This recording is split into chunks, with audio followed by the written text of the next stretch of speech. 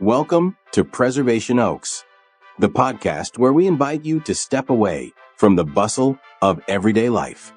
Settle in and relax, and take a moment to leave the familiar behind as we explore the hidden gems of America that preserve our cultural past. We call them our Preservation Oaks, and with each episode, we'll journey to a different corner of the country, where we'll discover the unique histories, landscapes, and communities that make up our nation. We'll visit with local museums, historical, and genealogical societies. They are the stewards of these stories. They preserve the legacy of each place like precious pieces of fabric in a quilt that binds the freedom-loving, hard-working people in this country together. So, slow down, grab a beverage, open your mind, and let us take you on a tour of the fascinating histories and heartfelt traditions that lie just beyond the horizon. This is Preservation Oaks, where every story is a stitch in the fabric of our shared culture. Now, join our host, Sean Radcliff, as he uncovers another thread in the tapestry of America's heritage and what it takes to preserve it. Hey everybody, welcome to 2025, and thanks for turning us on and tuning in. We've got a superb program in store for you today. For this episode, we greet Miss Katelyn Bosch VerMerris, the director of the Zeeland Historical Society, which also operates the Decker Heist Museum and the new Groningen Schoolhouse, located in Zeeland, Michigan. By the end of this episode, you'll want to join them in their mission to link past and present and inspire future generations by collecting, preserving, and interpreting the history of Zeeland and other local communities. By the by, our main platform is preservationoaks.podbean.com, but you can find us on nearly all podcast platforms as well as a number of social media platforms. So wherever you are set up to receive, relax, and enjoy the program, I appreciate it very much when you like, comment, follow, or subscribe. And please send us an email if you're interested in being a guest on our program, or if you have any questions or comments, send that to preservationoaks@gmail.com. I'd just like to thank everybody who's spreading the word about our program. Your support means the world to us and helps us reach more people with the incredible stories of our Preservation Oaks. By sharing our message, you're highlighting the dedicated heroes who protect and preserve our history, and we can't thank you enough for your continued awesomeness. Let's keep this energy going. Please spread the word, support your local museums, historical or genealogical groups, and together we'll make sure our vibrant heritage is protected for generations to come. Thank you so much for being a part of our amazing journey. Coming up on the next episode of Preservation Oaks, we're thrilled to feature the Brighton Area Historical Society and its president, Jim Vichich. This incredible organization serves as the gateway to the rich history of Brighton and the surrounding townships of Livingston County, Michigan. The society is headquartered in the Lions School, which was built in 1885, believe it or not, and served the needs of the area's school children for more than 60 years. They do an amazing job of bringing history to life for all ages, so be sure to tune in as we explore Brighton's past, celebrate its preservation, and learn about the Society's efforts to keep history alive for future generations. Please don't miss it. All right, that being said, let's get the show snapping. As I mentioned, today I'm excited to welcome Katelyn Bosch VerMerris, director of the Zeeland Historical Society in Zeeland, Michigan.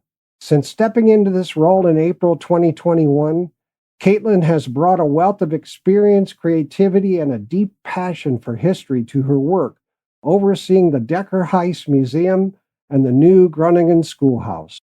Katelyn holds a bachelor's degree in history and strategic communications from Calvin University, where she graduated in 2016, and a master's degree in public history from West Virginia University. Her professional journey has taken her through roles at organizations such as the Saugatuck Douglas History Center, the Lowell Historical Society, and even the iconic Art Prize. Although not a Zeeland native, Katelyn has strong ties to the community, spending much of her childhood in the area where her father worked. Her leadership at the Zeeland Historical Society focuses on deepening the organization's engagement with the community through marketing, fundraising, programming, and exciting new initiatives. Under Katelyn's guidance, the Society is expanding its reach, including longer museum hours, collaborations with local schools, businesses, and government, and creating a visitor center to showcase Zeeland's rich history. Katelyn's vision is to make the museum a welcoming hub for tourists and locals alike, celebrating Zeeland's heritage with exhibits, events, and education. Outside of her professional work, Katelyn has been involved with National History Day as a judge. She's contributed to historical preservation efforts like the Historic American Building Survey and has served her community through leadership roles in organizations like Young Life. Please join me in welcoming a dedicated historian, a dynamic leader, Katelyn Bosch VerMerris. Welcome to the program, Katelyn. Thank you. Glad to be here. Hey, first, I'd like to congratulate you all on the 50th anniversary of the Zeeland Historical Society. Thank you. It's been such a fun year to celebrate and think about the legacy of our organization. What'd you do all year for celebrations? And by the way, Happy New Year. Oh, thank you. Happy New Year to you, too. We did a fun series on our Facebook page on 50 artifacts in 50 weeks. So we highlight 50 different artifacts in our collection, and it was kind of a fun way to look back at some of the things we've collected. We also have done a lot of work with our newsletters and sharing the history and some of, big moments in the last 50 years. Oh, fantastic. Yeah, that's quite a legacy. 50 years. Wow. That's really cool. We have a couple original members that are still alive. So it's been fun to talk with them about the founding and some of the things that they've done over the last 50 years and kind of share that story of some of those original pioneers. Oh, that's very cool. Did you get their oral histories? We did, yes. It was a great, a lot of them are in their 90s, which is amazing that they're still around. So we made sure that you captured those stories in an official way. Yeah, that's very special. Think of all the exhibits that you guys have been through in 50 years. Wow. I know. All the stories that have been shared. And all the school children that have been educated. Yes. Very nice. I know one of the most common things I hear with people who come in, you ask them if they've been in the museum before, and a lot of them have said, oh, I last came on a field trip, and these are people in their 30s and 40s. So it is quite a impact. Now, I was reading a number of comments about the road work on Main Avenue impacting businesses and the Historical Society and people's access to it. So I have to ask, when is the city going to be done with road construction on Main Avenue? I am excited to share that they are done as of December. So we are now open in front of the museum. We had to close for a couple months because the road directly in front of us was torn up to install snow melt, and we didn't have a back entrance, so we just had to close. But we're very excited to be open and to have a lovely new street. One of the things they did was install snow melt. So that means that there's a water system underneath the sidewalks that melts the snow as it comes down. So that's going to be really awesome in the future winters. Wow, that is really cool. Yeah. I've never heard of that before. I mean, I've heard of heated sidewalks, but I didn't know cities were actually doing it. Yeah, it's kind of a cool system. The city of Holland, which is a neighbor to us, already did this a number of years ago. And they use hot water under the streets and pipe it through, and that melts the snow. And then they reuse the water in the sewage plant. So it's a nice way to recycle water as well. I'll be darned. That's really cool. Yeah. Wow. I ought to propose that around here in Salt Lake City. We get snow and, it gets icy and nasty.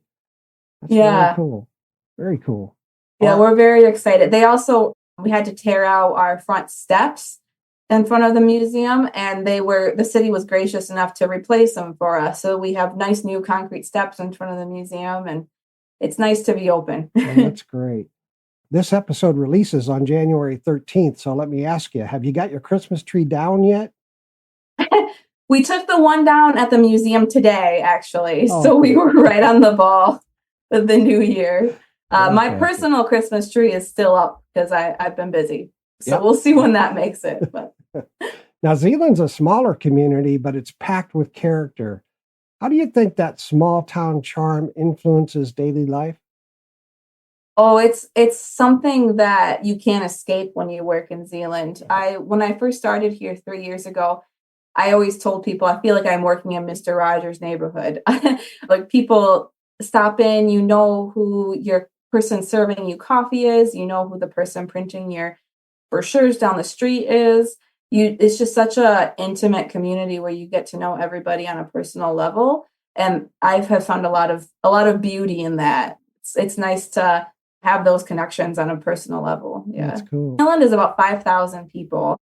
Zeeland is kind of unique in that it's a large industrial hub. So the population more than doubles during 9 to 5 with people who would commute in to work. Oh. But the people who live in Zeeland is about 5,000 people. So it is a small town. And a lot of people have lived here for a long time.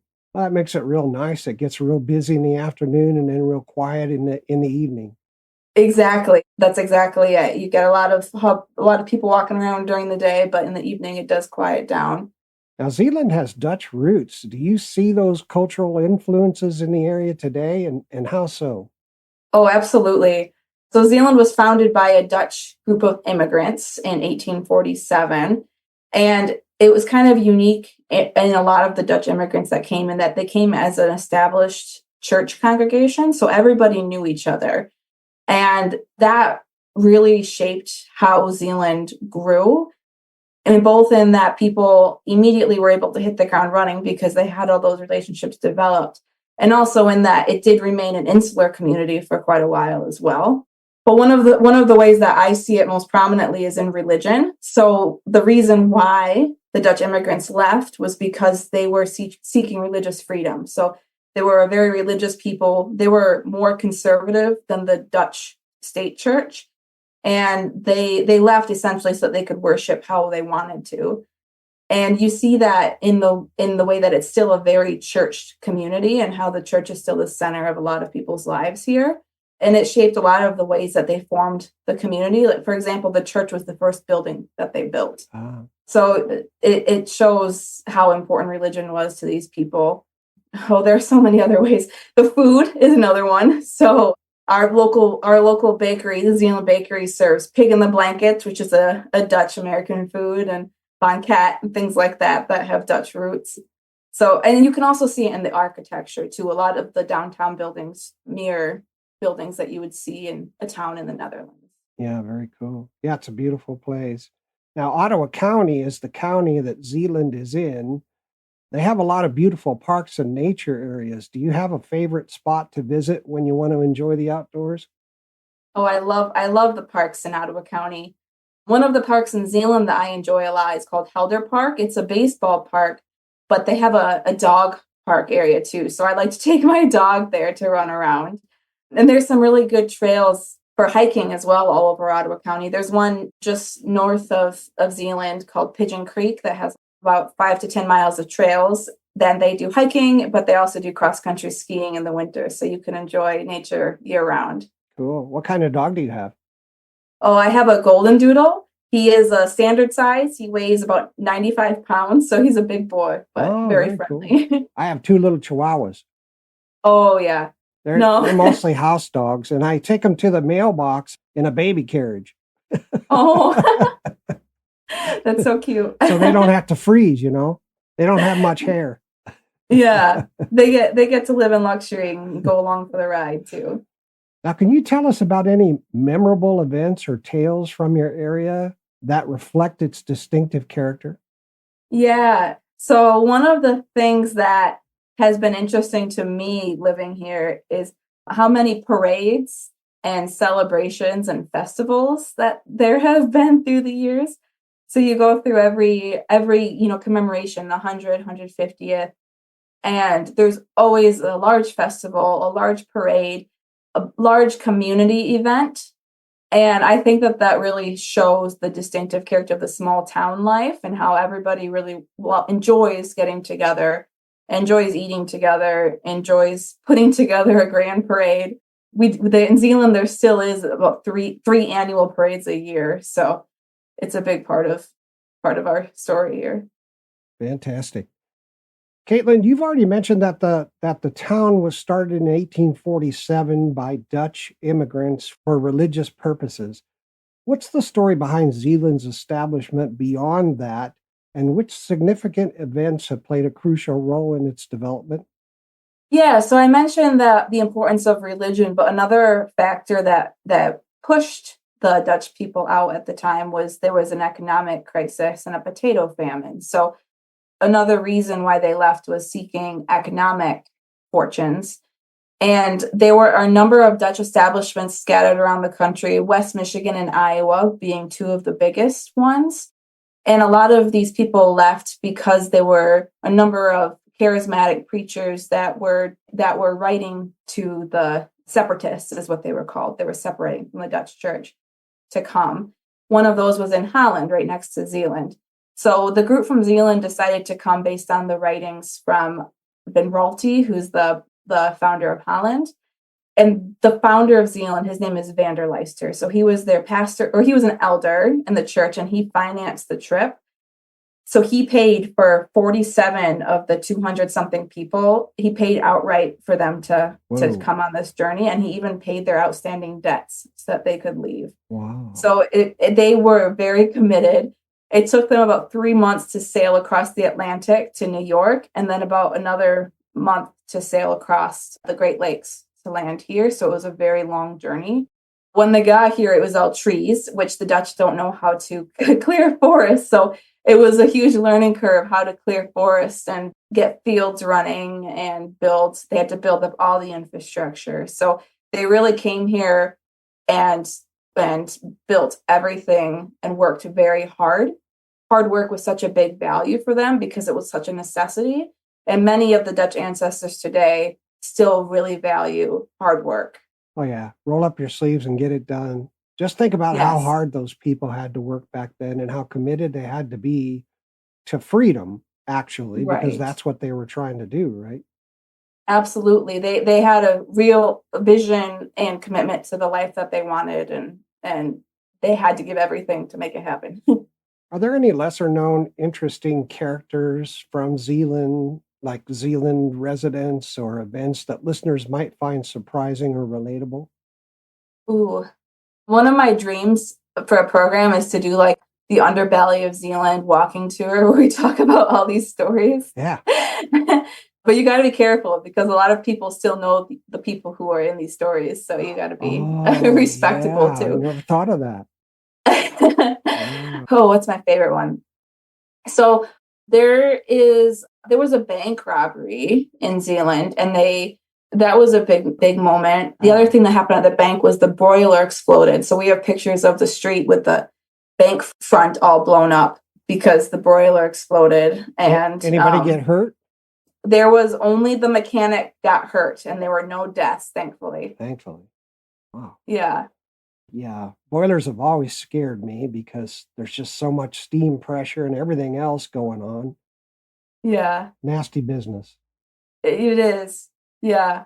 I guess, another one. So one of the things that comes with the religious dedication, there have been a number of splits in the churches once they got here as well. So the church that was founded quickly split to become a First Reformed Church and Second Reformed Church. And some of the reasons why they split, there have been a number of splits since then, was women in office. And one of the other reasons was speaking Dutch in the service. So in the 1920s, there was a lot of contention about whether they should still have services in Dutch or in English. Oh, my goodness. Oh, yeah. Yeah. Plus, they got a taste of freedom, and they could now change their views based upon the fact that there wasn't somebody over their head, Right. Exactly. There's not an established church here, so they have more say in their practices. Yeah. For sure. Very cool. A lot of goodness there. What specific characteristics of the area you serve create challenges or opportunities in the context of historic preservation? Yeah, that's a good question. So I talked about the insular nature of the people who families who stayed here. And with that comes a lot of deep understanding about why our history is important, because it's a lot of their heritage, but it also comes with some nostalgic feelings towards certain buildings or stories that people want preserved, and that can create a challenge to innovation going forward. So one of the things we're navigating with the city downtown is how much do you keep historic structures who live here and current trends. So that's one thing of when you have a community that's so embedded and with deep roots here, you have both the benefit of people care, but also the challenge of change can be hard and slow. Yeah. Have you taken a look at other communities like yours that have this same historic like Frankenmuth, Michigan, right? Yeah. They have to see what kind of policies they've implemented and how it might help you? Yeah, that's a good thought. I haven't done that explicitly. We're not historic district in Zeeland, so we don't have a lot of those state-led guidelines and things like that. So we do have a little bit more freedom I don't know if Frankenmuth is a historic district or not, but then places that are. But that's a good idea to look at them kind of or other places as a model of how they balance that. Yeah, because if you take a look at Frankenmuth, the whole downtown has standards and policies. I did an interview with them. And if you just go on your favorite map app and take a look at Frankenmuth, and all the downtown is like beautiful, historic, really clean, nice. And they have certain standards for signage and things like that. Mm. You may want to take a look at them. Yeah, that's a good thought. So that you keep the integrity of the look, but you still can have some freedom for individual owners. Yeah. Yeah, absolutely. Can you share some intriguing but often overlooked stories from your town that your organization focuses on? So we're balancing right now through our exhibit planning how do we show people who are from Zeeland the small town life. So highlighting specific grocery stores and things that people will remember and helping them process and remember their past, with trying to make exhibits that are more universal so that visitors or people who are new to the area can still get something out of it. So we've been adapting some of our displays that are hyper local to connect it to some of the local context.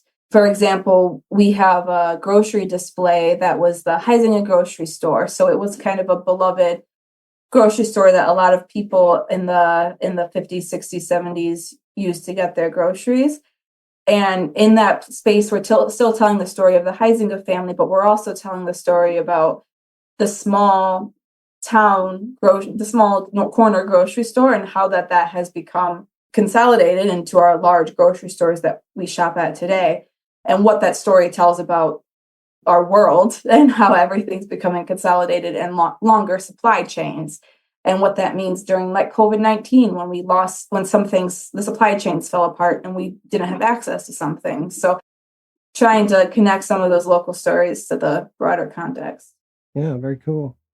Now, you mentioned that Zeeland is a hub for manufacturing and that there's a lot of people from out of the area that come in to work. Are you also a tourist destination of any kind? Zeeland itself is starting to grow in that area. In West Michigan and in Holland, there's a little bit more of a tourist trade, especially around the lakes. So we're about 20 minutes from Lake Michigan, and Holland is right on Lake Michigan. Right. So there are a lot of people who come for a beach vacation and then spend some time going to museums, and we're one of those museums. There's also a really prominent festival in Holland called Tulip Time in May. Yeah. And that draws a lot of visitors, and we are often a secondary location for those visitors as well. Okay. Does Zeeland have anything like that, sort of a claim to fame tourist destination or showpiece? We don't necessarily have a claim to fame destination, but something that I've seen a lot is we're the home of Herman Miller, which is now Miller Knoll because they consolidated with Knoll. And we've gotten a lot of people who want to visit because they love the design history of Herman Miller. So Herman Miller had worked with very famous designers like Charles and Ray Ames. And for the audience that doesn't know, who is Herman Miller? Yeah, so Herman Miller is a company that creates office furniture. It grew in prominence in the 60s and 70s with modern designs. So everybody listening, I'm sure, has seen Herman Miller furniture. A lot of airports and stadiums are filled with them. but they have some iconic pieces like the Ames lounge chair, and that you would recognize. They're all over films. Herman Miller, the person, was actually the father-in-law of the founder of the company. The founder's name is DJ Dupree, and he named the company after his father-in-law, who's named Herman Miller. Oh, cool. So it's kind of an interesting connection there. But so it's a brand that has had a very global influence in design history. Very cool. So what led to the establishment of the Zeeland Historical Society, and what formative experiences were pivotal in its early development? Yeah, so the Zeeland Historical Society was founded, and I know all this because I've been interviewing the founders. It kind of came out of a city planning assessment in the 1970s. And one of the things that came out of the assessment is Zeeland has a really unique history, and there's no one who's really preserving it. So if they could found a historical society, that history could be preserved.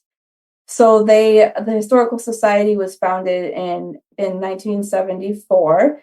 And then 2 years later, they had already bought our museum and started a museum. So it grew very quickly from a group of volunteers who were interested in preserving history to an established museum with an archive and a collections and very active programming in the community. Oh, very cool. Very cool. Hey, we'd like to provide the listeners with the contact information for the organization.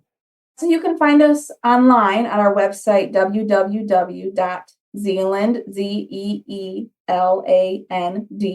history.org. You can also find us on Facebook or Twitter under Zeeland Historical Society. Our mailing address is P.O. Box 165, Zeeland, Michigan, 49464. Or you can find us at the Decker Heist Museum at 37 East Main Avenue in Zeeland, 49464, or the new Groningen Schoolhouse at 10537 Paw Paw Drive, Zeeland, Michigan, 49464. You can email us at info@zeelandhistory.org or call us at 616-772-4079. Fantastic. Way to go. Thank you. Now, Katelyn, how does your organization fulfill its role in the community? What are the primary goals and demographic characteristics of your members? So that's one of the things that we're working on. Our membership has largely been people who have deep connections to Zeeland, and many of them have been longtime members. Many of those longtime members are now older, in their 80s and 90s even. And so we currently do still serve a largely retired audience with a lot of our programs, but we're looking at ways that we can serve our community as a whole and adding in a lot more family programming and children programming so that we can serve all ages in our community. And that's been received very, very well by people. So one of the ways that we fulfill our role in the community is through offering our museum exhibits, and we've been working to add in exciting exhibitions so people could come learn about specific topics, and that we are currently free and open to the public and open Wednesday through Saturday. So lots of opportunities for people to come. We also do a number of special programs and lectures so that people can dive deeper and learn from each other as well. And one of the biggest ways that all those things are fed is through our collections and our archives. So we preserve over 20,000 artifacts in our collections and archives that are preserved forever so that the story is held somewhere of our community. Fantastic. And what about the demographics of your membership? Do you have members mainly in the county, Ottawa County, or do you have any over in the Netherlands because these people originated from the Netherlands and Dutch? Yeah, it's a great question. We do primarily have members who live near Zeeland, but we have a pretty solid group of members who are from Zeeland but live other places.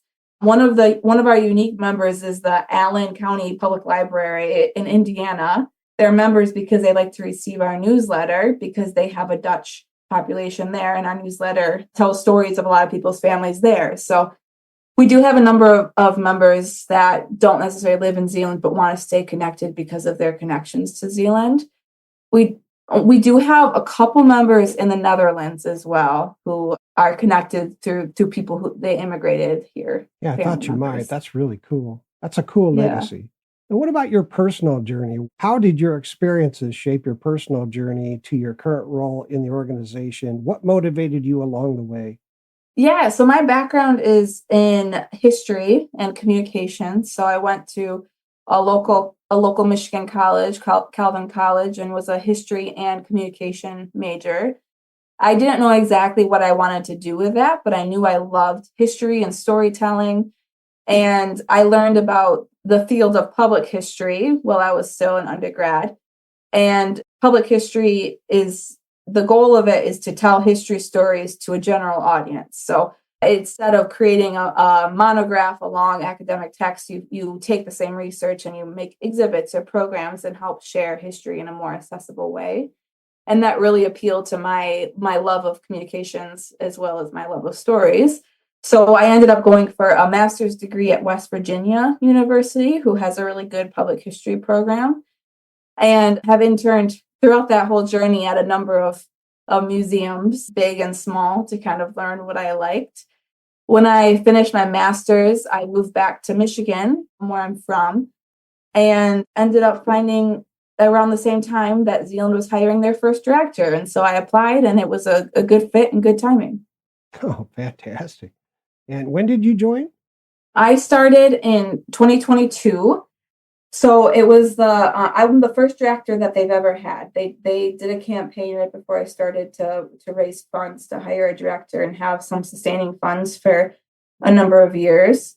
And yeah, one of the big things they were looking for is somebody with fundraising experience. And I worked for a couple of years in fundraising before I started here after my master's. So it all kind of connected well.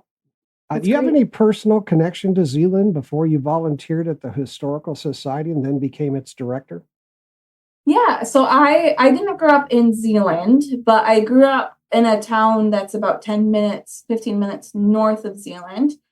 And when I got here, I was surprised to learn that a lot of my family ancestry books were held in the collection here because Zeeland, we collect for a number of small communities around, and my family came from a small community just north of Zeeland. So there are a number of family genealogical connections in our archive.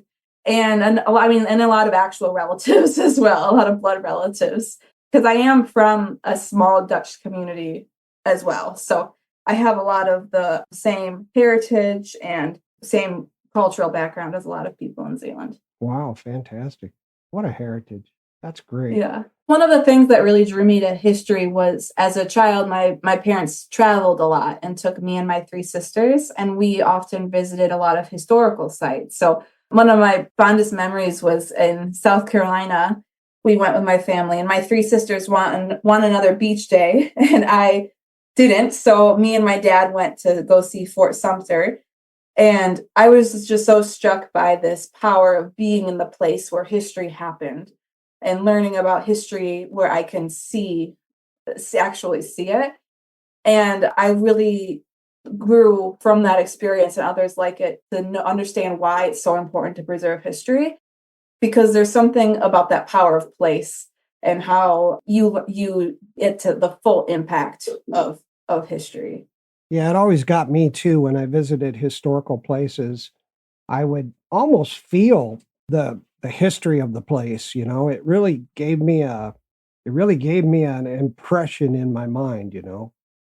That's exactly it. It brings it to life. And I was a big reader too, and it lifted the text off the page where you can see, oh, this is what the streets looked like, and this is what the things that people use and how they dress, and it gives that big impression.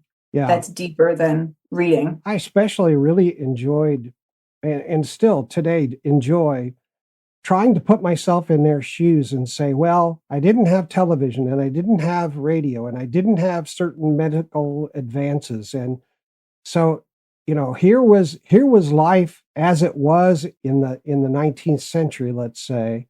And, Yeah. you know, I had to have children because I had to farm. Everything I ate came from the ground. I couldn't just mosey down to the grocery store. Right. I had to make my own clothing and I had to make my own soap. And, you know, it was a hard life and you had to have children. So Absolutely. Yeah, it's hard for a lot of people now to imagine what that's like because we have so many conveniences just available to us. But Yeah, that's a relatively new phenomenon in the history of the world. it is. Yeah. Yeah, thanks for sharing that, Katelyn. Well, Director Katelyn, it's time for a break for a few minutes. Sounds good. I'm ready for a cup of tea. Fantastic. Let's all take a moment to learn about the amazing benefits of joining the Zeeland Historical Society today. Members receive a complimentary subscription to the Timeline quarterly newsletter, exclusive invitations to members-only events, discounts on ticketed programs like Echo's Evening Lecture Series, and free access to the History Hounds Lecture Series from the Historical Society of Michigan. It's a fantastic way to connect with local history and support an incredible and hardworking community organization.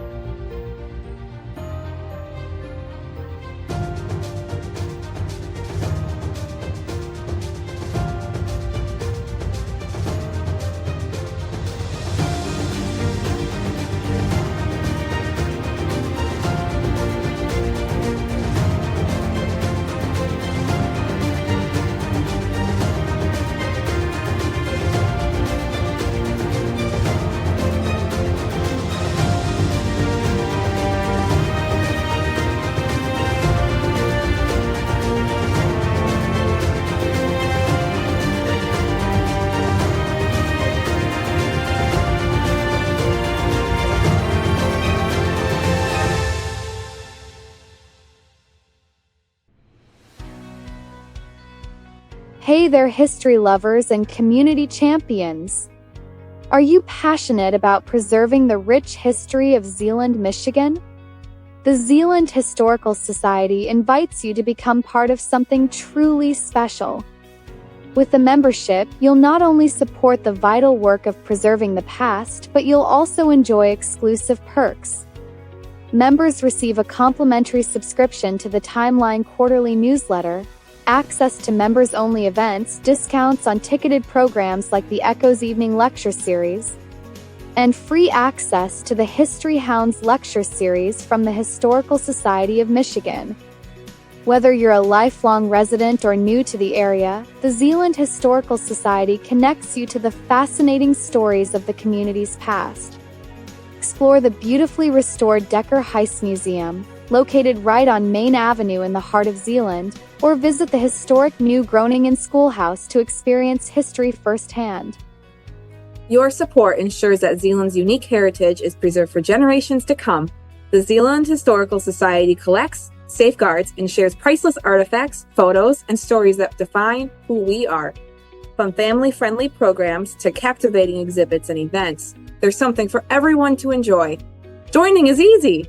Visit the Zeeland Historical Society's website at zeelandhistory.org to sign up online or stop by any one of our 2 historic locations. You can connect with us on Facebook at Zeeland Historical Society or call 616-772-4079 for more details. So what are you waiting for? Join the Zeeland Historical Society today and keep the spirit of Zeeland alive.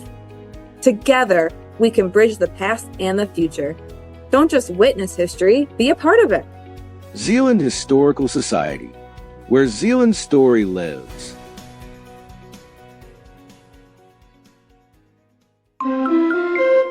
And now, here's a little nugget for ya. Discover the stories of yesterday.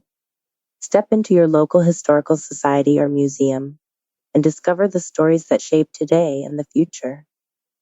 Become a member to support ongoing research and preservation of our shared history.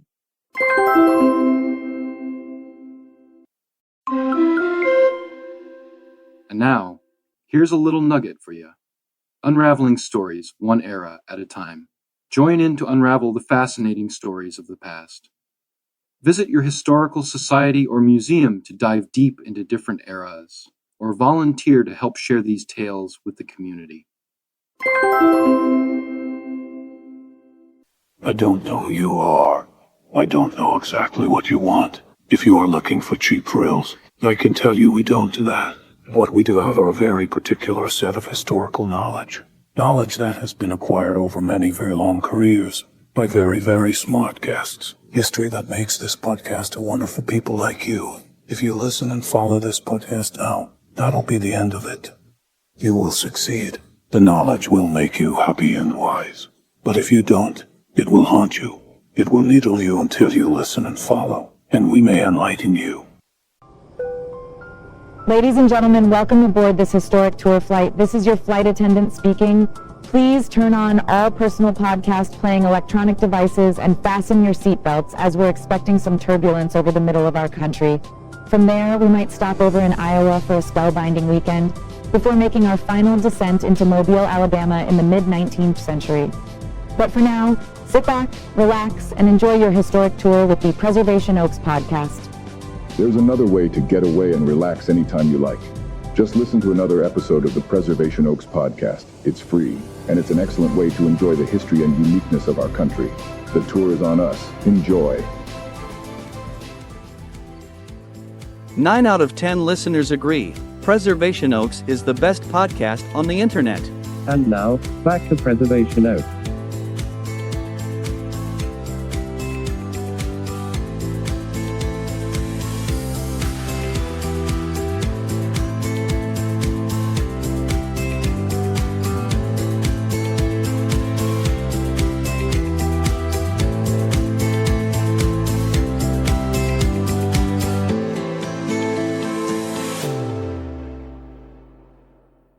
Welcome back to Preservation Oaks. I'm your host, Sean Radcliff, and today we're joined by Katelyn Bosch VerMerris from the Zeeland Historical Society in Zeeland, Michigan. Let's dive back into our conversation. Katelyn, welcome back. Ready to be back. I have my cup of tea and ready to jump in.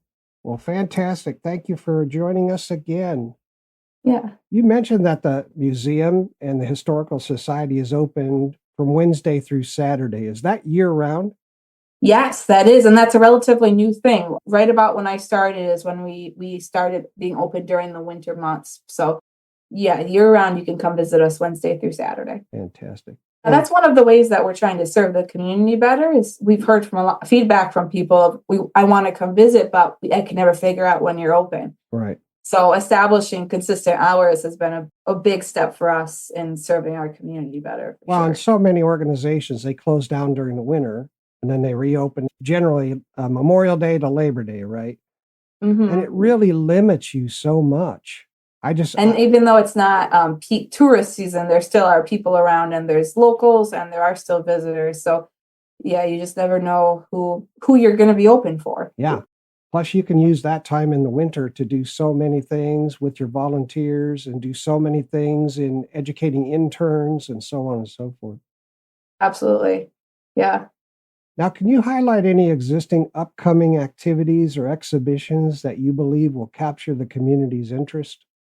Yeah, so one of the things we've been doing as a way of keeping the museum fresh is we have our permanent exhibits, but we've been doing an annual exhibition that dives deeper into certain areas of history. So we currently have up an exhibit called Cultivating West Michigan. This exhibit highlights our agricultural heritage in West Michigan. And one of the cool things that I've learned through this exhibit is the impact of Ottawa County on Michigan and the United States agriculture. We're a major exporter of a lot of foods, but one of the things we're known for is biodiversity. So we export a lot of fruits like blueberries and apples, but also a lot of wheat and soybeans and those sorts of things. So it's been a fun way to talk about that story, but also, as you talked about earlier, Sean, how people's way of life has changed as farming is growing to monoculture and larger farms. It used to be that many people lived on family farms where everybody contributed. And now it's becoming less and less of a common thing to have a family farm. Most farms are major corporations and less people touch farming on a day-to-day level. So it's opened up a lot of conversations about where our food comes from, how the farming way of life is changing. what that means for our culture and society, and the technology in farming as well. So that's been fun. So that will be up through the end of April. We're excited to put up a new exhibit in June that'll be on the history of our built environment. So it's going to be called Foundations, and we'll explore how things like city planning and architecture really shape our community and our experiences in our community. Fantastic. Great. People can look forward to that. Yeah, it wasn't until the 1950s. I was looking at this the other day. It wasn't until the 1950s when horses and mules were completely replaced by tractors in the United States. Yeah. I know we've done a number of oral histories for the farming exhibit as well. And it's just crazy to think a lot of these people grew up with their dads doing farming with horses and mules, like you said, and how in their lifetime they saw it move to completely mechanized. Yep. They started hiring a lot of immigrant labor because they couldn't do it all themselves. And it completely changed in a generation how farming was done. Amazing. I'm so glad you're contributing to the country the way you are. Well, thank you. In what ways do you see the museum adapting its role to better serve the community in the coming years? You've mentioned a couple of things. Do you want to delve into that a little more? Yeah. So I mentioned that we're working at serving a variety of audiences. So that's a major thing is we've been auditing our programming to make sure that we're offering programming for a variety of interests and a variety of ages. One of the other things that we've been doing, though, that I think is really exciting is digitizing our collection. So trying to make sure that we're cutting edge in terms of preserving our things in ways that will do it into perpetuity, but also getting our information online so that people who can't physically come to our archives can still research and use our collection and see what's in there. So that's been a really exciting move. We now have about 40% of our collection available online for people to access anywhere in the world. So that's exciting. That's very exciting. What are you using for software to do that? We use Past Perfect. So the Historical Society has actually been using Past Perfect for a long time. We had the hardware version for a long time. And we moved in the last couple of years to the cloud-based version.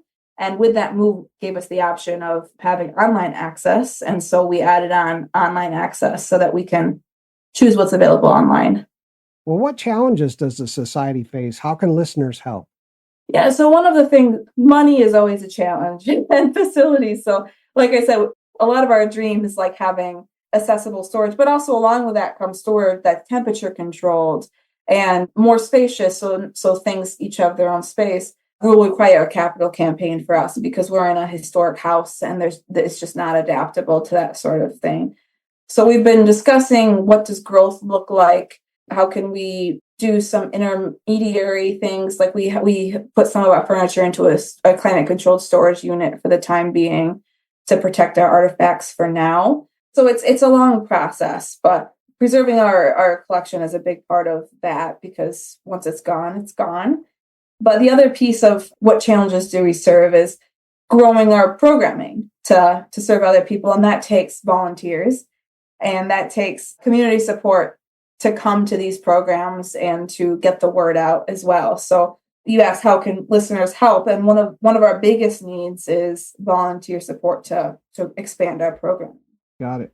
Yeah, because I know you in your 2024 programming highlights on your website, you've expanded your collections by 13%.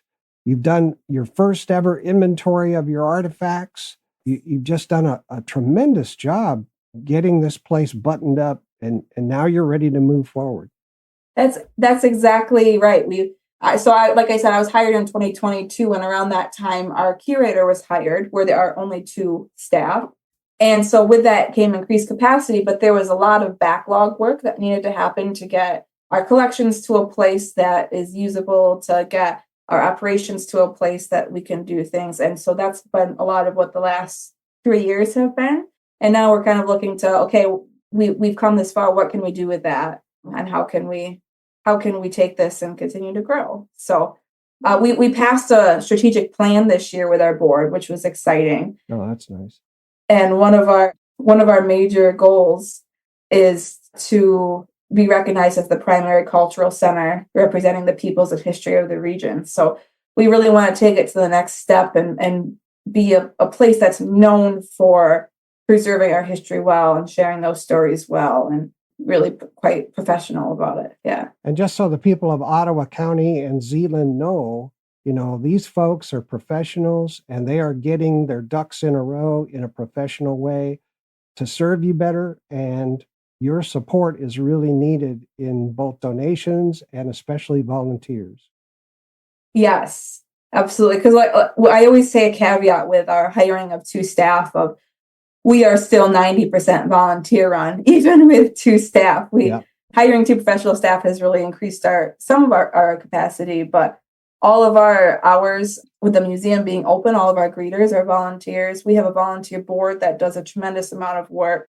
We have volunteer committees that still create a lot of the operational plans. We have volunteers who plan a lot of our programs. Like we have our 2nd grade school trips that's completely volunteer run, and we have a volunteer who organizes it. So if you have any interest in preserving our history, both in the back end of the collections work or in the front end of doing programming, we really could use more hands on deck. Fantastic. Thank you for that. Katelyn, are there any entertaining or notable anecdotes from your organization's history that you'd like to highlight? Yes.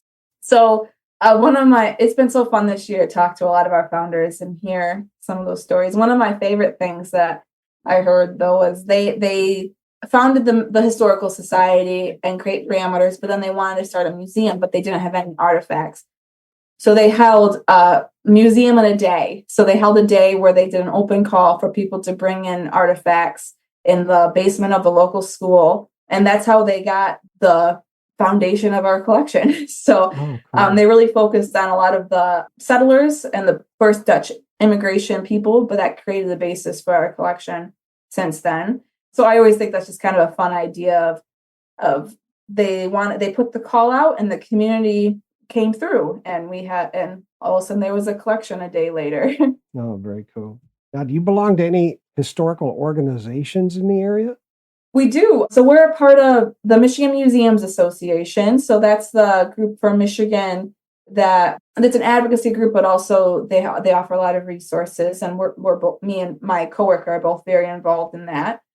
We're also a member of the Historical Society of Michigan, so trying to connect our history to Michigan as a whole, and a number of local nonprofit organizations as well. So the Chamber of Commerce, and we're privileged to have something called the Lakeshore Nonprofit Alliance in this area, so we're a member of that. So yeah, we try to stay connected to both other nonprofits and other museums in the area. Very cool. One of the things I'm really excited about in the future years is through these organizations, we've been growing in our relationship to other museums in our area. And I have nothing concrete to announce, but I'm excited about some partnerships that we have in the works for coming years to work with other organizations to preserve our history together and also do some joint programming. Excellent. That's wonderful. Yeah. Now, you must get thousands of visitors per year. What are some noteworthy visitor experiences or testimonials that you think highlight the impact of your organization? Yeah, that's a great question. The first thing that comes to mind actually isn't a visitor to the museum, but it's kind of a funny story. You have George Washington slept here, claim to fame in a lot of New England towns. In Zeeland, we have Gerald R. Ford used the bathroom here. So when it was a house that when the Decker family lived in our museum, Gerald R. Ford was in town campaigning, and he was at a parade and he had to use the bathroom. So he came in to use the bathroom here. But we've had a number of very special visitors to the museum, especially since I've been here. And one of the things that comes to mind is last year we did an exhibit on Herman Miller. So I talked earlier about the legacy of the Herman Miller Company in Zeeland. One of the visitors that came was Merle Scott, and she came to celebrate her 107th birthday, which is just astounding. She came with her family for her 107th birthday, and Merle Scott is the daughter of DJ Dupree. So she came to see this exhibit on the company that her dad founded 107 years later. So wow. That was just so impactful to talk to her. She was still very sharp and be able to share the legacy that we've compiled about her dad. And does she still live in the area? She does. Yeah, she lives in Holland, so close very by. cool. Yeah. Very cool. Wow. We had another fun visitor for the Herman Miller exhibit. So one of the founding stories of Herman Miller, the company, is called the Millwright Poet. So DJ Dupree had often talked about this crucial moment in his growth as a leader, where he attended this funeral for a gentleman in the maintenance department. And at the funeral, he learned about many qualities possessed by this man, such as his musical talent and poetry. He was a prolific poet. And he had no idea that this man who worked in the maintenance department for him had these many, many other talents. And it created this philosophy of employees for him, that every worker has extraordinary talents, and you should view all of your workers as someone with a lot to contribute.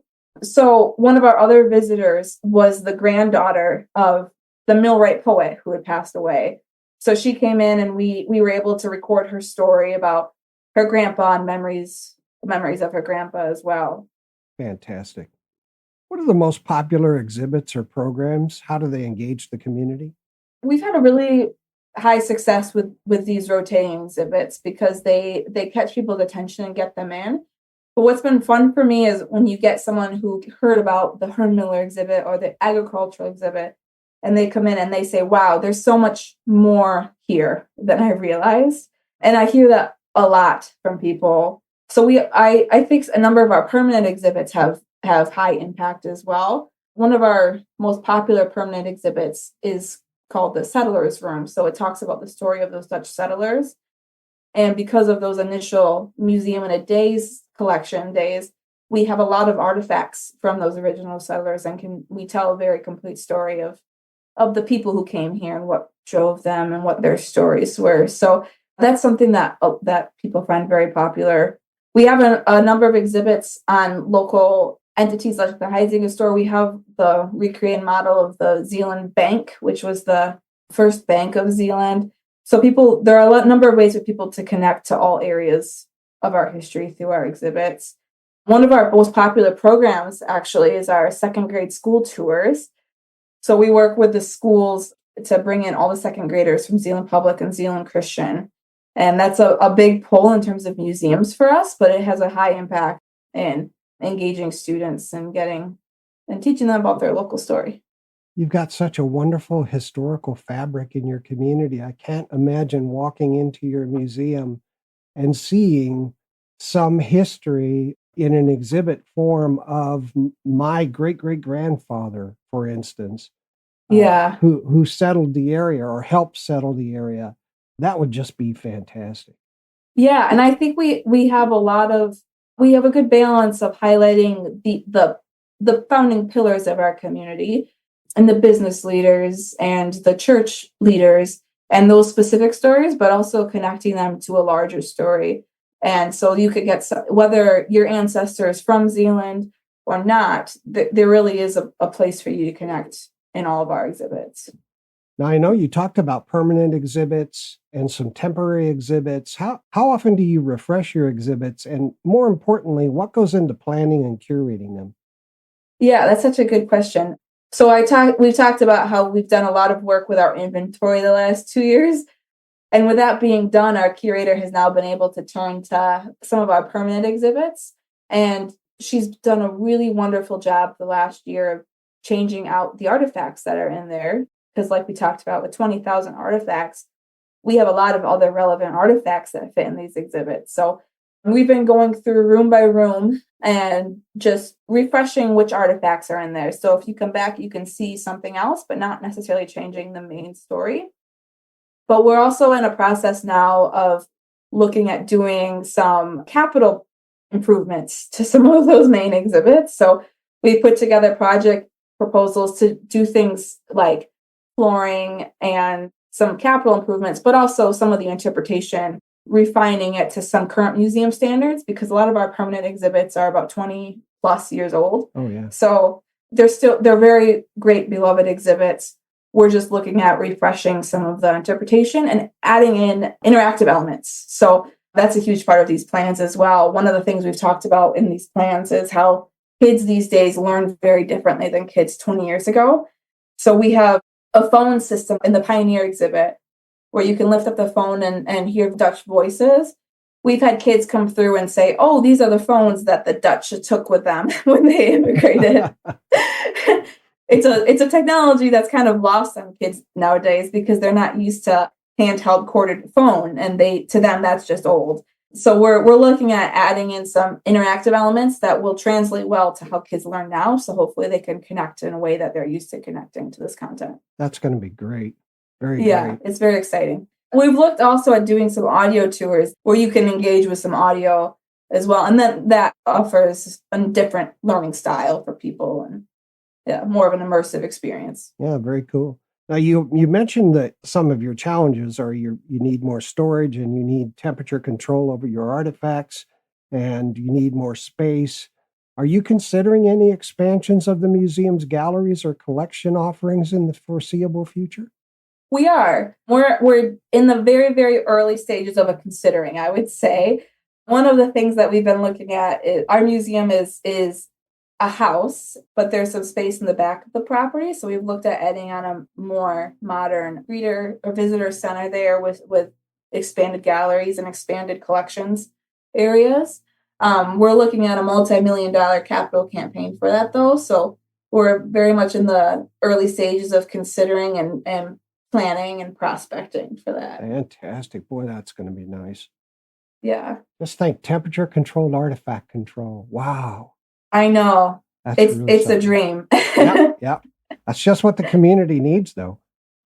And like we have talked about doing visitor accessible storage for some of our collections where people can come and see some of the collections and maybe not as part of an exhibit, but behind glass, see what the collection storage looks like. And then that becomes part of the interpretation of this is how museums store artifacts. Yeah. And this is why. Yeah, I think that's really cool. Because then people can see, where that volunteer time, where that money is going, and how it really makes a difference. Absolutely. How has the museum worked to enhance accessibility to make the experience inclusive for all guests? Yeah, that's a great question. And that's actually a major part of our strategic plan as well, is how do we increase our accessibility and inclusivity? A lot of the accessibility issues are difficult in terms of the buildings that we use. So historic houses famously have a really hard time creating accessibility, but we have talked about what are some interim steps we can take. On our main floor, we have a number of one step up, one step down places. So how can we turn those into ramps so someone in a wheelchair can go down? That doesn't take a lot of money. We talked about the interactives as part of our accessibility of how do we make this content accessible to different generations, and adding in more like people who can't go upstairs, putting on having a video option for them to see what content is upstairs because we currently don't have an elevator. Oh, okay. So that's kind of the accessibility side. Our dream with the capital project, we could put an elevator in, but what are some interim steps we can take now? For the inclusive side, one of the major steps we took this year for our agricultural exhibit is to have bilingual exhibit panels. So we have an exhibit panel in both English and Spanish because there's a large Hispanic population in Ottawa County. Oh, cool. So that was an exciting step. Our curator is actually bilingual, so that was something she was able to do for us and have that information in 2 languages. We are also looking at using like a audio tour system that can be multilingual as well, so that people who speak different languages can engage, but also people with visibility disabilities can listen instead of have to read all the panels as well. Are you doing anything with collecting oral histories from the Hispanics in your area to talk about their journey to the area and how their life is as an immigrant? That's such a good question. We have not done that work yet, but that is part of our strategic plan, is to expand our collections to capture other immigrant stories other than the Dutch, because that is such an important part of the last 50 years of our history here. Part of that problem is the material culture is so different. So oral history is one of the ways that we've thought about to counteract that, of maybe we can't collect as many physical objects or it'll be different physical objects, but we can collect those stories through oral histories. We have looked at working with different other nonprofit partners to do that so that we can do it in a way that's very respectable and work with the community and to tell their own story. Because we don't want to tell their story for them. Yeah. So I can't tell you how many historical societies I have interviewed where, because of the prevailing attitudes at a certain time in history, they lost all the history of their Black population or their Hispanic populations. And now's the time to capture that, It's a major problem because it's not something that's considered significant by most people who run museums in history at the time. Yeah. And then, that history isn't collected and it's destroyed. So it is definitely a major problem that we're discussing. Yeah, because I imagine, like all immigrants, and I'm just imagining this, I don't have any basis in fact, but when I look at immigrants, they come to a place and then they slowly transition into that way of life. And over time, their characteristics as an immigrant culture are no longer tied to the old country as much. Absolutely. Yes, their heritage is not as celebrated, so they assimilate. And that's definitely true. One of the cool things about this area is Holland has a couple nonprofits, one of them being Latin Americans United for Progress, that has started doing a Hispanic festival alongside the Tulip Time Festival to celebrate the Hispanic heritage that's here too. So there have been some good work in other places in the community to draw out those stories and celebrate those. I'm glad. Yeah. Now I'm going to ask you one more question, then we'll take a break. Okay. In the event of a fire, what key items would you want to secure before leaving the building? That's such a good question. It would be so hard. One of the key items that I would love to grab, I'm not sure if I'm strong enough to do it, is we have the traveling chest that was used by Janus van der Leister, who is the founder of Zeeland, the one who financed the trip. We have his original chest that he used on the boat to bring his belongings along. And I would hate to lose that. That is if you talk about the power of artifacts, to me, that's one of those artifacts that just has so much power. It's the original chest.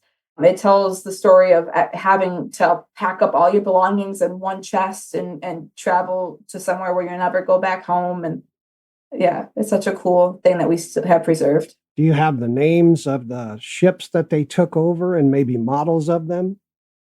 We have some models of the ships that they took over. Very cool. But not the mains or anything original. We have a number of other artifacts from that original group, including a lot of family Bibles as well. So that would be second on my list. We have the Bible of the minister, Vandermeulen was his name, who came along. We have his personal Bible. So I would hate to lose that one as well. No kidding. That's just priceless. Yeah, that's one of those things when you think about irreplaceable artifacts. Those definitely are at the top of my list. Well, let's go ahead and take a break. A great note to take a break on. Stay with us, listeners. We'll be right back with important messages about how you can make a difference by volunteering at the Zeeland Historical Society. This rewarding opportunity helps support vital programs and ensures Zeeland's rich history is preserved for future generations.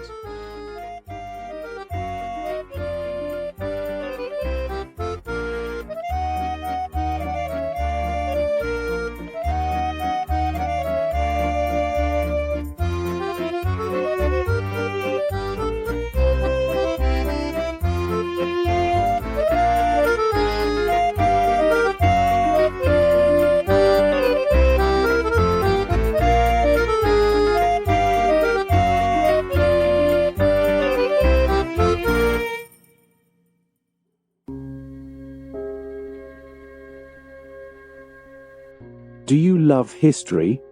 Do you enjoy connecting with your community and making a lasting impact? If so, the Zeeland Historical Society needs you.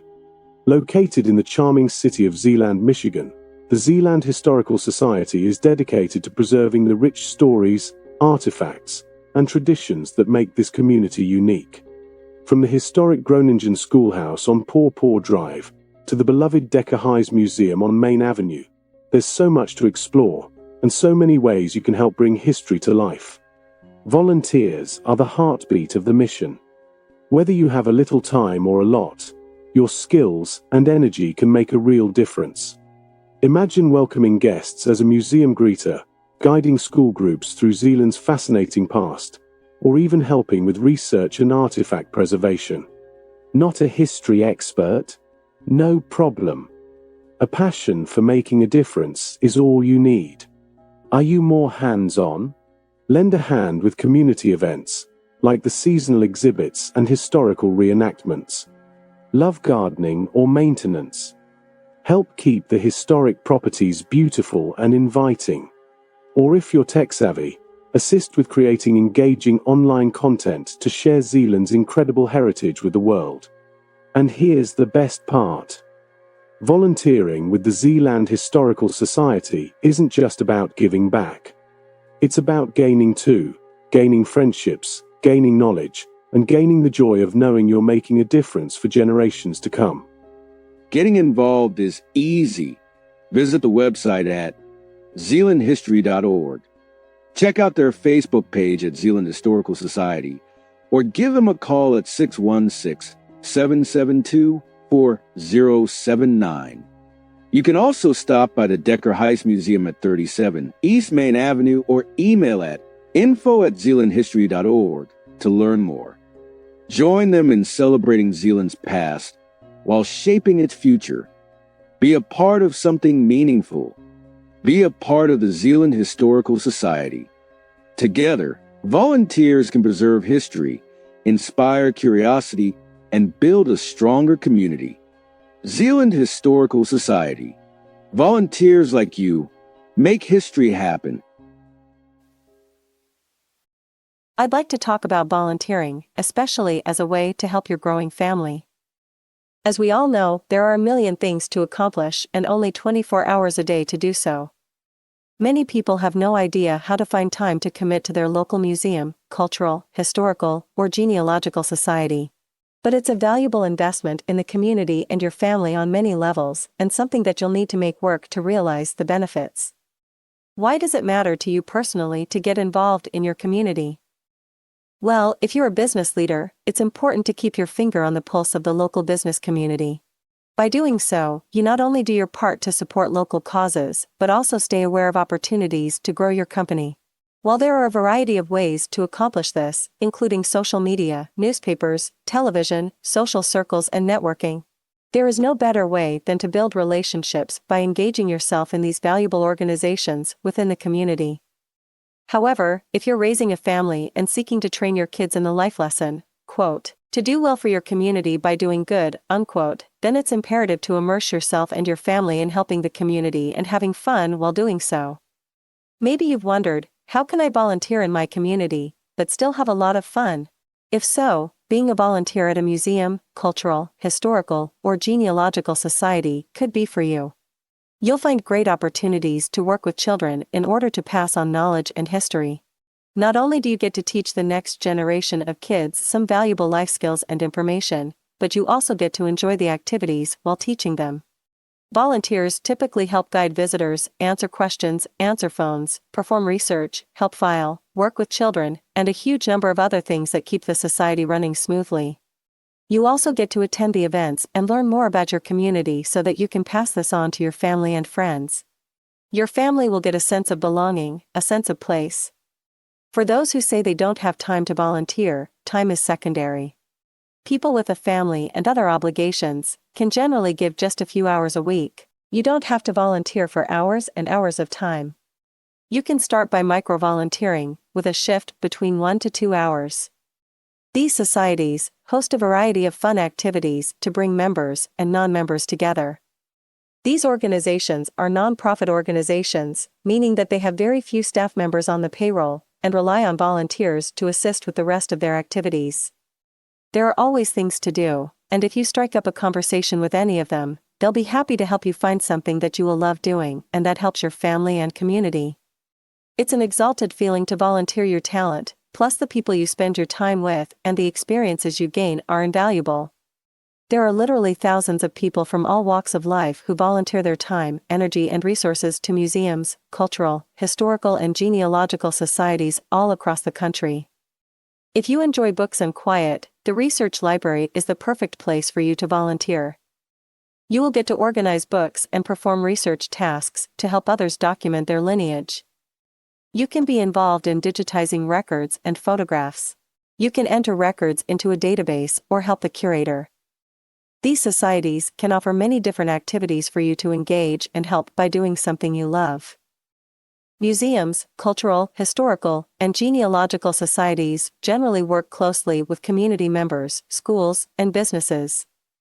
They often host events and fundraisers to bring information to the public and improve the success of the area. You can help improve your community by giving back to these organizations that make your community a better place to live. One of the most beneficial and perhaps underrated perks of starting your volunteer journey is the example it sets for those around you. Within your circle, volunteering is phenomenal for the wellness of your community, as you're demonstrating that helping is a core value. From your family members and friends to anyone else in your circle, your efforts to make the time and commit to your community won't go unnoticed. They will set a positive tone in your circle and instill a sense of direction throughout their lives because they will be at the heart of the community. Please consider volunteering with your family today. You'll be glad you did. And now, back to Preservation Oaks.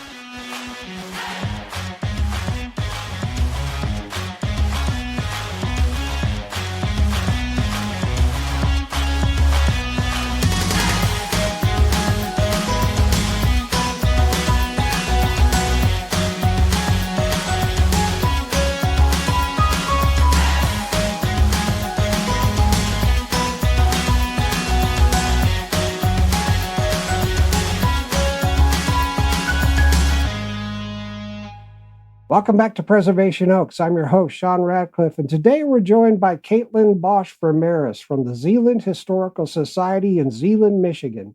Let's continue our conversation. Welcome back, Katelyn. Good to be back. Let's keep chatting. Can you describe a few key artifacts or records that have been donated and how they contribute to the richness of your collection? Yeah, absolutely.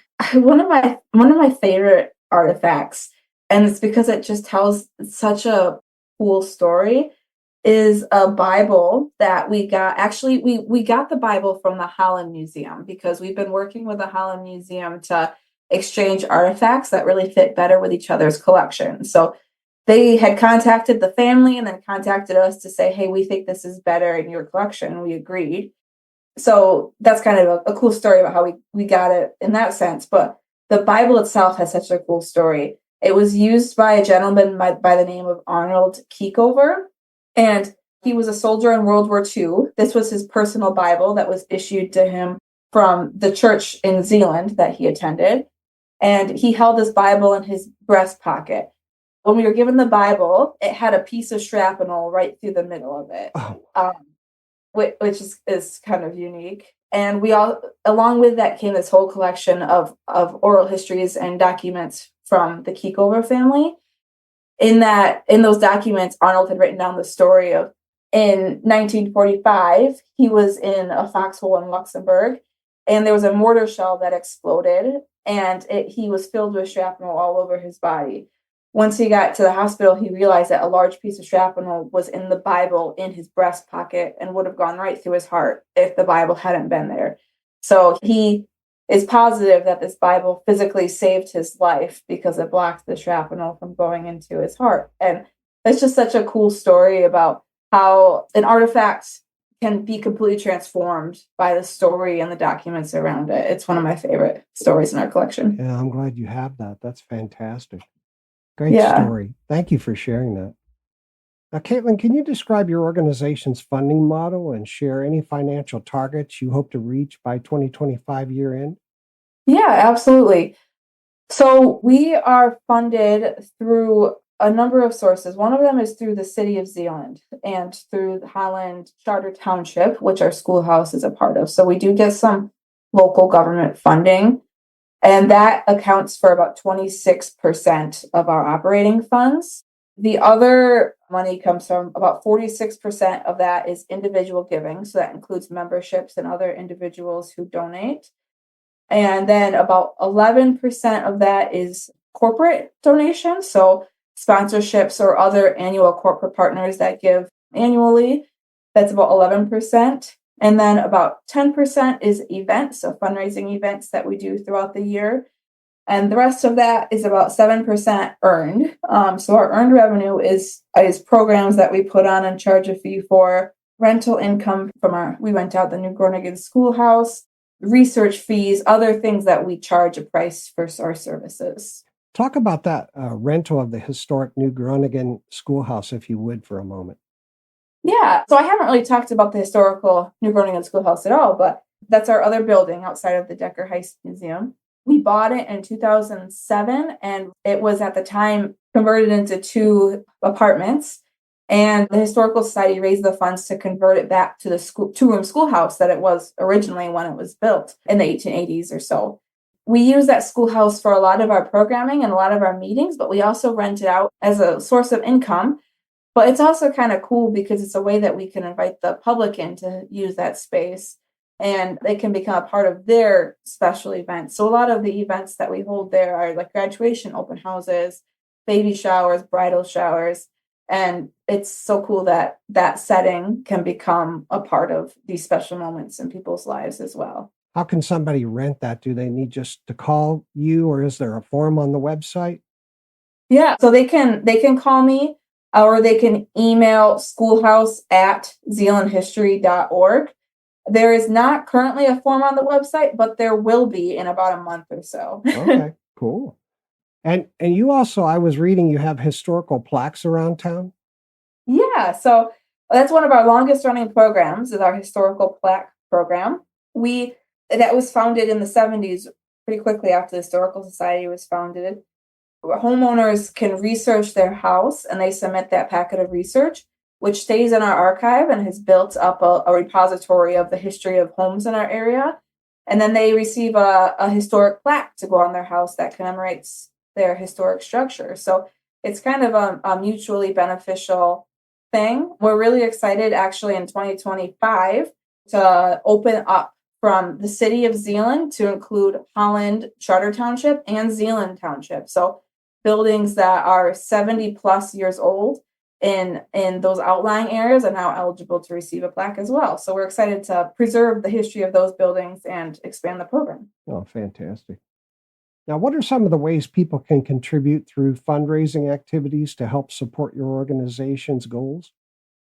Yeah, that's a great question. One of the things is we do have an Amazon wish list posted on our website. So we have a very, very small operational budget, and that helps us with programming tools, archival supplies, office supplies, that sort of thing that maybe fall outside of our normal budget and help reduce costs of some of our other programs. So that's a way you can support us.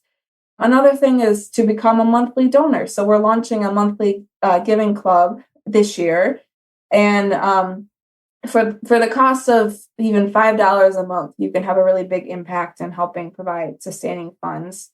We also have a number of people who give annual gifts or annual memberships, and that's another great way to support us. An area that I know a lot of nonprofits are really benefiting from also is for retirement distribution. So if you're retired and you need to give a number of distributions from your accounts, you could consider giving some to the Historical Society, and you get a number of tax benefits for that you can talk to your accountant about. Or legacy giving is another great way. So considering leaving us in your will, and all of the money we get from our legacy gifts go into our endowment. So they have a direct impact in preserving your legacy and the legacy of our history here. Oh, very cool. Thank you for that. I was reading on your website that you have a link called Ways to Help. Mm-hmm. And so people can find out there what things you need and how they can help. And that you also have a donation page on your website.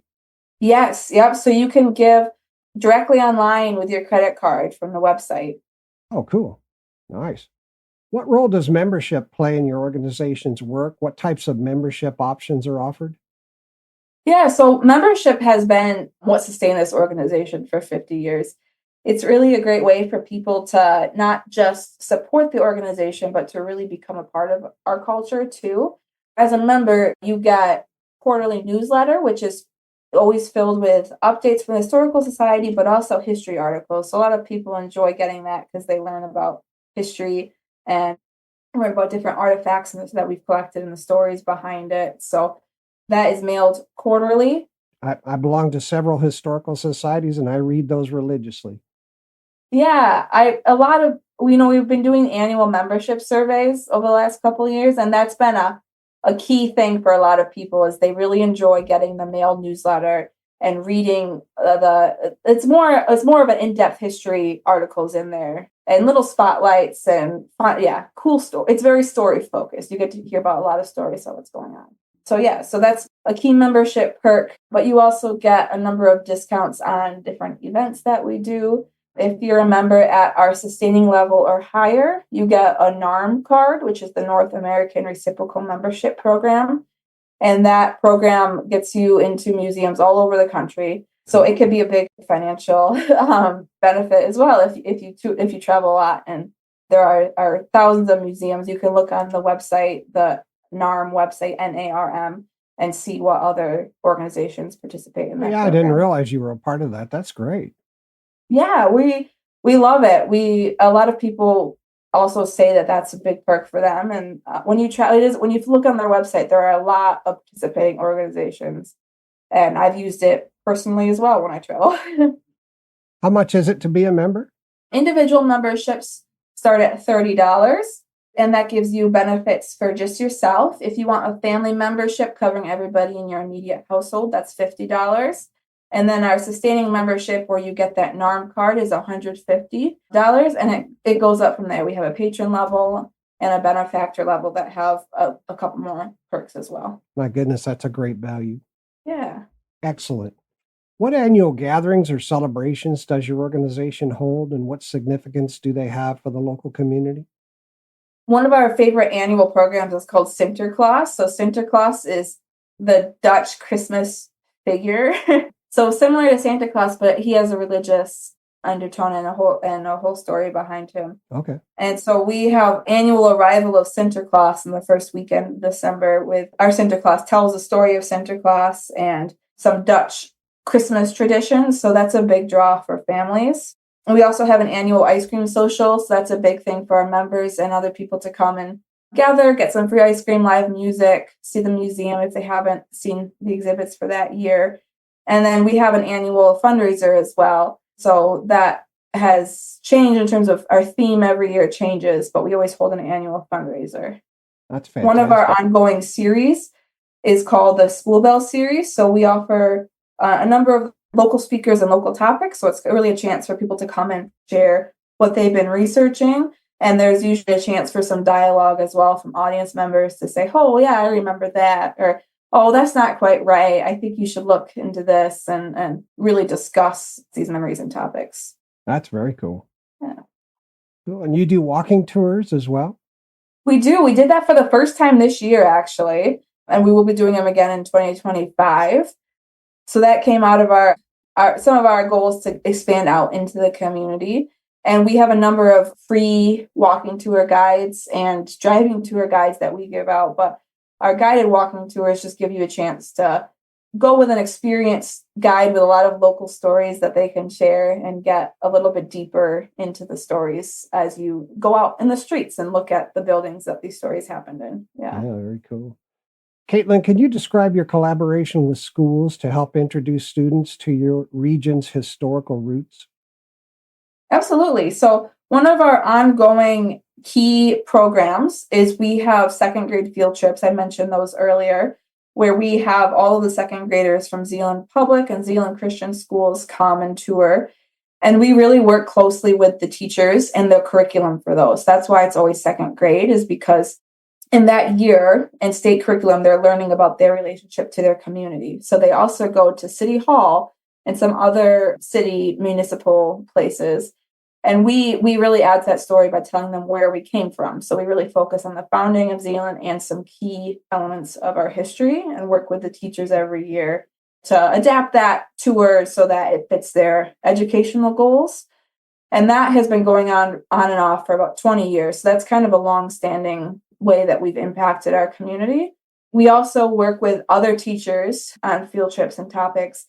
Like we have a couple special needs classrooms that we work with to give them more hands-on opportunities. They can come to the museum and we provide a number of educational tools that they can touch and provide that tactical experience. So we love working with teachers to help work with them and their content in the classroom and kind of bring that to life with the resources we have here. Fantastic. Thank you. How can community members participate as volunteers, and what types of roles or projects are open to them?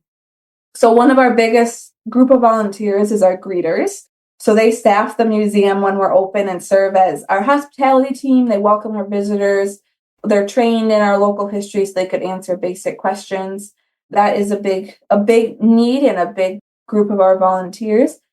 But we also have volunteers that help with all sorts of things. So we have a maintenance team that does things like changing light bulbs, or they put up some drywall to build my coworker an office this year. So a variety of projects that they take on. And we also have volunteers who serve as program leaders. So we've done a number of kids events and camps in the past that were completely led by a volunteer who had some expertise in that area and kind of took that on.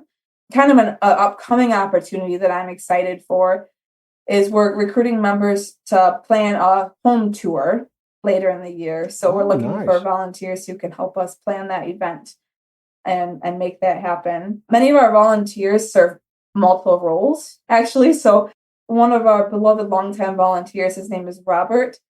He is in his upper 80s now, and he's been serving for about 20 years. But in those 20 years, he's made such an impact. He serves still as a greeter. He serves as a guide for our school tours. He serves on our maintenance team. He's repainted one of our outdoor buildings recently. So it's fun to have these volunteers that are so invested that they give their talents in many ways and are happy to help pick up anything.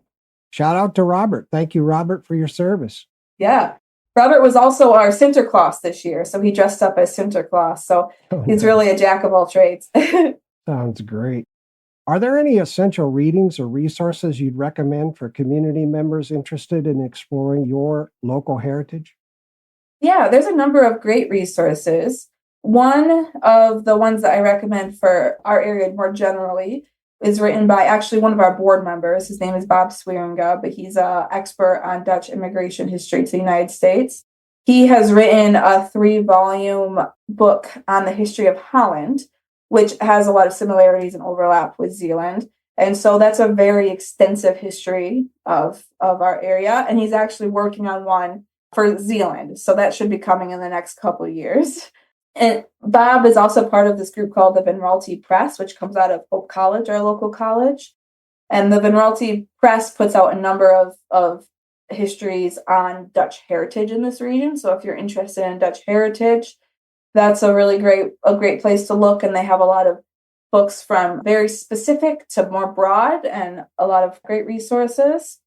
A book that I love that gives a little bit more general idea on how to explore your local heritage anywhere is called Nearby History, Exploring the Past Around You. And this book talks about what sort of resources are available to looking at your local history. And it's been a key text for me in learning the history here and what sort of avenues to go to learn that. So fantastic. Where can they get Bob's books? On Amazon or at the Historical Society? We are actually out right now. We're going to restock at the Historical Society, but you can buy it on Amazon or anywhere, most booksellers online. So that's just Holland by Bob Swearinga is what that's called. Actually, another great book that we do sell here is called Veneklaas and Brick, and it's about the local brick company and how that shaped the buildings here. So I guess that's another bonus book. And we have a number of specific stories that we've republished on the founding of Zeeland here as well. So fantastic. Thank you for all that. I'm sure people will be interested in buying some books. Yes, absolutely. Stop in and we can show you what we have and tell you more about other books. Now, I'd like to provide listeners with the contact information for the organization once again. You can find them at zeelandhistory.org on the web. On Facebook, they can look for Zeeland Historical Society. The mailing address is P.O. Box 165, Zeeland, Michigan 49464. And if you want to visit, and I hope you do, go to the Groningen Schoolhouse at 10537 Paw Paw Drive in Zeeland. And the visiting address for the Decker Heist Museum is 37 East Main Avenue, Zeeland, Michigan 49464. You can email them at info@zeelandhistory.org, and you can phone them at 616-772-4079. That all sound right? Yep. Okay, fantastic. What kinds of information and resources can visitors find on your organization's website that enhance their experience? Yeah, so this is kind of a funny question because we're about to launch a new website at the end of January. So when this airs, you'll have a couple weeks of our old website, and then we'll have our new website online. Oh, that's exciting. Yeah, so I'm going to talk about our new website and what we're excited to offer there. So you'll be able to join as a member, donate online, or to reserve the Schoolhouse online. You'll also be able to get basic information about the museum opening hours, how do you get here, other questions that you might have. One of the things I'm really excited about, though, is we're going to have a blog where we'll post historical articles and other current events, that sort of things, that'll be searchable. So you'll be able to search for topics on local history and see if there's blog posts available on that. And we'll also have a link to our online collections through Past Perfect, where you can search on the 8,000 plus artifacts that are available online. Sounds like you folks have done a lot of work on that.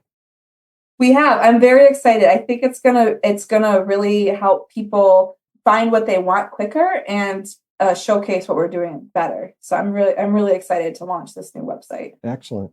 Now, what approaches are you taking to inspire young individuals to participate in your volunteer efforts and contribute their skills? Yeah, this has been a big focus area for us. So I've talked about our interactives and making our exhibits a little bit more accessible to young people. So that's a key part of it. The other part is some programs that we have. So we offer summer camps and different topics of cultural interest. So we've done settlers camp a number of years. We've done embroidery and some historical skills type camps. One that I lead is a museum boot camp for middle schoolers. So it's usually a small group that are very interested in museums, and we go through the work of a museum and how do you accession an item and create a catalog and those types of things. And from that, we've gotten a couple of volunteers, actually. So we do let people who are middle school age and older volunteer. And that's been a really rewarding thing to work with these students. And they help with a variety of things, from cataloging artifacts, creating kids programs and interactives, helping with create an educational collection. So it gives them hands-on experience. And it's fun to invite them to share what they think about the museum as well. Fantastic. Thank you. What specific efforts or needs does your organization currently have that the community members can contribute to and engage with? I know you talked about the new stairs out front that the city put in. You're looking for storage and temperature and humidity control, more space, volunteers especially. But what can they also really get into and engage with right now? All of those things are great, especially volunteering. If you have any interest in volunteering, I'd love to talk to you about how you fit in. Another thing, though, is just attending our programs. So we're trying a lot of new things. So if you sign up for our e-newsletter, which is free, that's another thing you could do on our website, is sign up for our e-newsletter and stay in tune with what we're offering and supporting us by coming to our programs. That would be a huge help as well. Okay, thank you. What approaches do you think would effectively inspire today's youth to appreciate history and contribute to their community? Yeah, that's such a good question. And that was one of the driving forces that led me to this field as well, because I have seen this growing up, and as we've gotten more and more into the digital age, how people feel disconnected from their heritage, from each other. And, you have all these books like The Anxious Generation about how people are anxious and losing their connection to their homes and to their friends. And I really, truly believe that history and museums offer solutions to some of those problems. I really think that history teaches you the skills to parse through false information, and in our age of fake news and media that's all targeted towards you. It helps you understand the greater context for why things are the way they are. And it teaches you dialectic method and how to talk to people and build relationships even when you disagree. And I think museums are uniquely positioned to help facilitate some of that work. So I think things like teaching history, not necessarily chronologically, but teaching some of those broader skills, like what's the context here? What are the implications of this incident in the past for our present? I think teaching those skills in history classes and programs is essential to inspiring today's youth, because then they can see how it's relevant to them, and it can help connect them to the bigger story of what's going on. That's a fantastic professional answer. I like that. Yeah, I really am very passionate about that, because I think there's a crisis of people who don't understand how we are, where we are today in the world, both personally with having a hard time meeting people and making friends, and also on the larger political scheme and global scheme. And I really think that good history education can help counteract a lot of those problems. And people don't necessarily connect with dates. So if you can teach history in a way that they see the broader story and they're interested and curious to engage more, that's a great start in improving their lives. Now, does the Historical Society offer any genealogical consulting and research support to the public? Yes, we do. So we have a number of free genealogy resources on our online collections. So on our main page of the collections, if you scroll through it tells you different tools that we have available. And our physical archive is also open to the public. So those are some free resources for you. And we also have a research library that has secondary sources as well. But we offer paid research as well. So there's a form on our website you can fill out with your research requests. I think it's $25 an hour. And you'll have our research team help do that work for you of going through the documents and compiling some answers to your questions. Fantastic. Thank you. Now, as a master in history, what do you think the world is going to look like 100 years from now? Oh, it's such a hard question. I will say what I hope the world looks like 100 years from now. Yeah. I hope that we have harnessed technology in a way that it continues to connect us and not to pull us apart. I hope that our technology has not isolated us to the point of we just live on technology. And I hope that we continue to have local communities that people live in and are invested in. And I would love to see some of our technology advances that enhance our lives. I would love to see electric cars work on a society-wide basis and help contribute to saving our planet and solving some of those bigger issues. Great. Thank you very much for that. Is there any additional message or important information you'd like to share with the community or your members? I would just like to say that museums really do serve as places to connect people to each other and to culture. And I would like people to understand that and to support local museums so that we don't disappear. I know a lot of local museums that are all volunteer run and just are really scraping by. And to lose that museum and those archives and those collections has a really deep impact for a community. You lose that grounding in your story. You lose that ability to research, even like deed research, if you're building a business and a new building. So I would love to see people understand that immense value that historical societies offer and put it on people to keep engaging younger and younger people so that we can keep doing this work for many generations. Yep. Got to use it or you lose it. Absolutely. Yes. So I think that's a key message.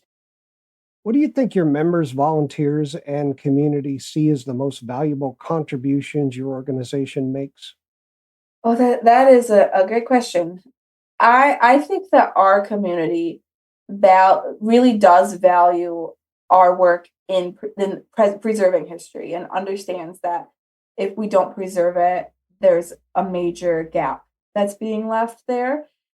there is a lot of people who support us because they think that the role we play is very important. One of the things that we've been talking about more and more is the value that we offer to the community and providing a free cultural thing to do. We're open to the public as a free enriching, community enriching activity. And there are so few things that are available in that space. Along with that is we offer an immense amount of economic value. We do draw people who come just to see the museum, and then they walk downtown and they go out to eat or they shop. And we contribute to that economic landscape as well. And that's a narrative that we're trying to make sure people understand, that we are a driver both in enriching our community and creating a cultural hub, but also we participate in the economy as well.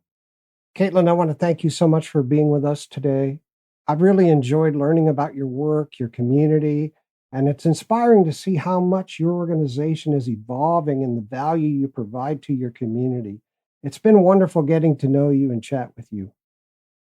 Thank you, Sean. Thank you for giving us this chance to share what we're working on. I feel like it's really been a learning process, and I've enjoyed listening to Preservation Oaks and helping hear what other people are working on and other areas that we can grow. So thank you for this opportunity. You're welcome. And with that, we'll end our time with our guest, Katelyn Bosch VerMerris. Listeners, please stay tuned for my comments and wrap-up, which is coming up next.